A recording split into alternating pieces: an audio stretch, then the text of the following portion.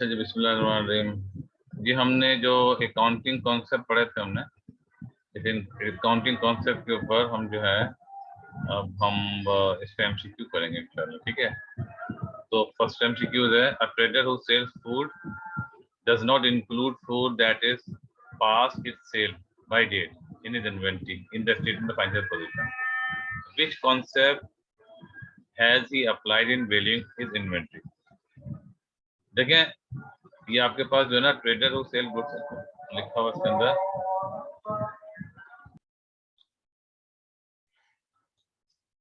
क्योंकि इसमें जो है ना ये food that is past its sell date का मतलब हुआ कि ये आपकी डेट जो है ना पास, उसका मतलब ये एक्सपायर हो गई। ये एक्सपायर हो गई तो इसका मतलब ये लॉस हो गया इसका ऑलरेडी, तो वो उसको रिकॉर्ड नहीं करेगा क्लोजिंग इन्वेंटरी में। दैट मीन्स ये आपका प्रूडेंट कॉन्सेप्ट है। क्यों प्रूडेंट कॉन्सेप्ट है? क्योंकि वो आपने जो है वो जो एंटिसिपेटेड यानी फ्यूचर में लॉस होने वाला है वो आपने अभी से रिकॉर्ड कर लिया। द प्रूडेंट कॉन्सेप्ट क्या कहता है कि anticipated profit should not be recorded, anticipated loss should be recorded. ठीक है, इससे ये वाला सही है। फिर हम यहाँ पर आते हैं, business is about to close down as it has insufficient fund to pay trade payable. तो मतलब अभी ये बंद होने वाला है, ठीक है ना, क्योंकि सब पेबल के लाइबिलिटी के पास पे करने के लिए पैसे नहीं है। The owner places a very low value से रिकॉर्ड की है, ठीक है ना, statement of financial position, which concept is being applied. इसका जो कॉन्सेप्ट है, क्योंकि ये जो है ना वो जो इसकी वैल्यू है इसमें बहुत कम रिकॉर्ड की है। नॉर्मली तो हम जो कॉस्ट पे रिकॉर्ड करते हैं, क्योंकि बिजनेस बंद होने वाला है, क्लोज डाउन, ठीक है ना, इस वजह से टू बी क्लोज डाउन, बंद, इस वजह से बहुत कम वैल्यू पे रिकॉर्ड किया है। तो ये कॉन्सेप्ट जो है वो क्या है, ये है आपका गोइंग कंसर्न। ठीक है, ये कौन सा कॉन्सेप्ट है? ये आपका गोइंग कंसर्न कॉन्सेप्ट है। ठीक है जी, ये आपके पास गोइंग कंसर्न का कॉन्सेप्ट आ गया। ठीक है, अच्छा इसी तरह नंबर 3 पे अगर आप आ जाएं, अच्छा, the owner of a business paid the private telephone bill from the business bank account. अच्छा, है इसका प्राइवेट टेलीफोन का बिल, ठीक है, कहाँ से पे किया? बिजनेस के बैंक अकाउंट से पे किया। तो इसका मतलब ये हुआ कि जो हम business is different from the owner. ये कौन सा कॉन्सेप्ट है? ये कॉन्सेप्ट है बिजनेस इंटिटी कॉन्सेप्ट है, यानी कि business is separate from its business, all the business activity is separate from the private activity of the owner। तो ये प्राइवेट जो बिल है ये इसके बिजनेस अकाउंट से पे किया है, तो बेसिकली इसका ये इसका मतलब ये ड्राइंग बेसिकली हुई है। तो इसमें क्या हम क्या करते हैं कि जो ये जो कॉन्सेप्ट है वो कौन सा है? Business entity. क्योंकि बिजनेस इंटिटी कॉन्सेप्ट जो है इसमें लिखा हुआ है ड्राइंग में अकाउंट में रिकॉर्ड किया। क्यों रिकॉर्ड किया? Because of this concept, business entity concept. ठीक है जी। अच्छा, नंबर 4 पे अगर हम आए, a trader has included rent, अच्छा, which is due but not paid, rent which is due but not paid। ठीक है, तो इसमें हम क्या करेंगे, income statement which accounting concept is applied. ये बेसिकली कॉन्सेप्ट है आपका मैचिंग कॉन्सेप्ट। क्यों? क्योंकि आपने जो अपने रेंट जो है ना वो आपका ड्यू बट नॉट, आपने भले से पे नहीं किया, लेकिन क्योंकि आपका रेंट हो चुका है, तो इस साल के एक्सपेंस को इस साल के रेवेन्यू से हमें मैच करना है। ठीक है, तो मैच करना है, तो इसकी ये कहलाता है मैचिंग कॉन्सेप्ट। हिस्टोरिकल कॉन्सेप्ट तो वो होता है कि जो कि आपने जो तमाम गुड्स जो है हम हिस्टोरिकल कॉस्ट पे रिकॉर्ड करते हैं।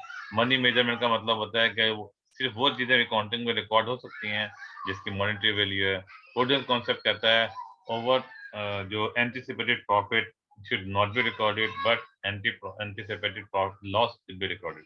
ठीक है जी, तो इसलिए मॉनेटरी मैचिंग कॉन्सेप्ट सही है इसका। नंबर 5 में अगर हम देखें, the balance in a sales ledger total 16,000, a customer has owed 800। इनका लेजर में ना, जब सेल लेजर का मतलब अकाउंट रिसीवेबल इसका 16,000 है, ठीक है, और जो है ना वो जो एक बंदा जो होता है ना वो 800 is known to be financial difficulty, इसका मतलब ये डाउटफुल है।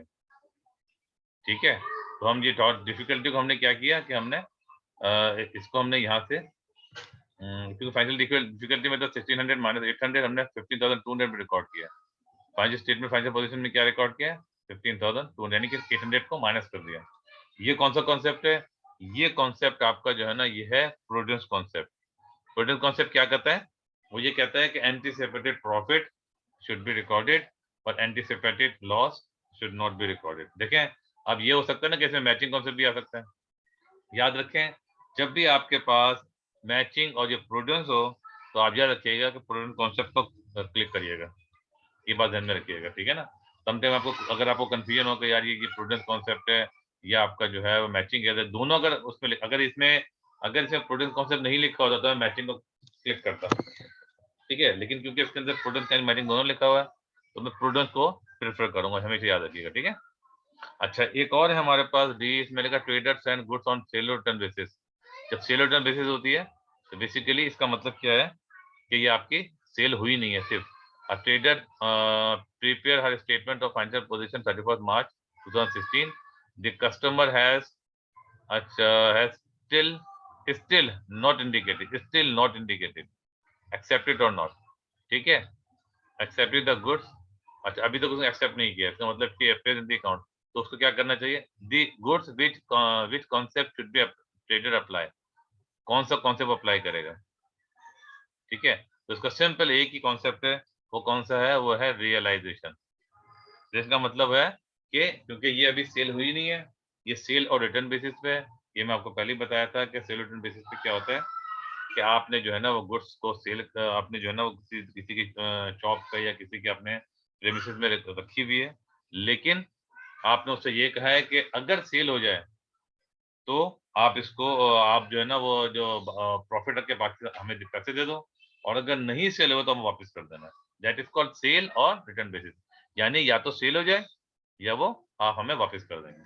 तो इस कंडीशन में क्या होता है कि वो जो गुड्स जो होती हैं वो हमारी प्रेमिसेस पे तो नहीं होती, लेकिन हम उसको अपने प्रेमिसेस में रिकॉर्ड करते हैं, और जिसकी प्रेमिसेस पे ये रखी हुई है वो क्योंकि उसने अभी परचेज नहीं किया है तो वो अपने अपने इन्वेंटरी में इंक्लूड नहीं करेगा। फिर रिपीट कर रहा हूँ मैं कि सेल और रिटर्न बेसिस पे जो कस्टमर जो हमारे पास हम सेल रिटर्न पे हम सेल करते हैं तो वो बेसिकली वो सेल नहीं होती अनटिल एंड अनलेस जो है ना वो एक्चुअल सेल हो जाए। जब तक वो सेल नहीं होगी, इसकी इन्वेंटरी अगर वो बच गई है कुछ, तो जो क्लोजिंग इन्वेंटरी में जिसके पास जिसकी प्रेमिसेस में, जिसकी शॉप में, जिसकी बिजनेस में की जो सेल रिटर्न बेसिस पे इन्वेंटरी रखी हुई है, वो उसमें रिकॉर्ड नहीं करेगा क्योंकि वो उसकी परचेज नहीं हुई है। और जिसने ये अपनी जो गुड्स उनके पास दूसरे प्रेमिस में रखवाई हुई है सेल और रिटर्न बेसिस पे, इसका मतलब ये हुआ कि अभी वो उसको सेल कंसीडर नहीं करेगा, वो अपने इनकम स्टेटमेंट में सेल में रिकॉर्ड नहीं करेगा, बल्कि इसके पास जो क्लोजिंग इन्वेंट्री उसमें उस इन्वेंट्री को भी वो रिकॉर्ड करेगा जो कि उसने किसी दूसरे की प्रेमिसेस पे, जिस दूसरी बिजनेस को सेल और रिटर्न बेसिस पे रखवाई हुई है, कस्टमर को रखवाई हुई है, ठीक है। तो ये it should be include in the inventory of the